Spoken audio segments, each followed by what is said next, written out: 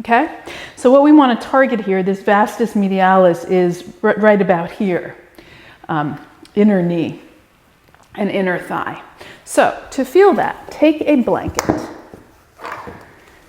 Here's a little exercise, and this is great knee therapeutics. I did this, I've had meniscus issues and degeneration there, like many of us, and this really helped to heal my knee.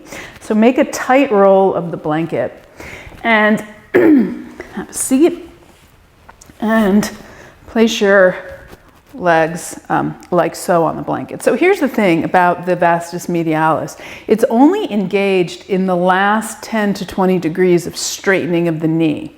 So here's a little exercise to activate it and target it. First, take your leg out slightly, like if you were, I'm using my left leg here. If this was a clock face, it would be pointing to like 11 o'clock, just slightly.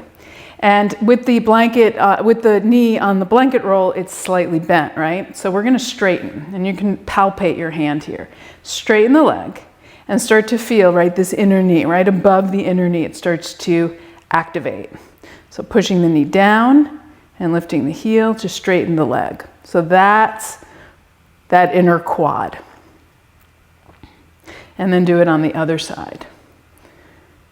Straighten. You can slightly bend and then straighten, and then straighten. So my heel is coming up here, and you feel that inner quad. And again, it might be more feelable on one side than the other. So that's really what one thing we're gonna work on in this class. Now let's see if we can do it with the leg straight. So again, on the right leg, I turned it out to like 1 o'clock. So just feeling that, tightening the kneecap, engaging the inner quad. Now let's see if we can do the same thing with the legs parallel. It's a little bit harder to feel. So slightly bend the knee and then press down and straighten, and see if you can activate that inner quad as you do this.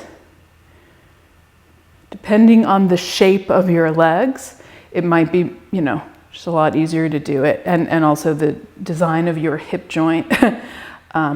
If you're not able to feel it, or it feels uncomfortable with the toes pointing straight up, feel free to keep them angled slightly. Okay, and then do the other side.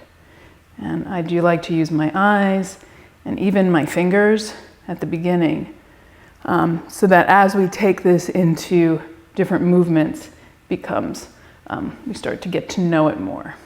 Okay. So that's the vastus medialis activation.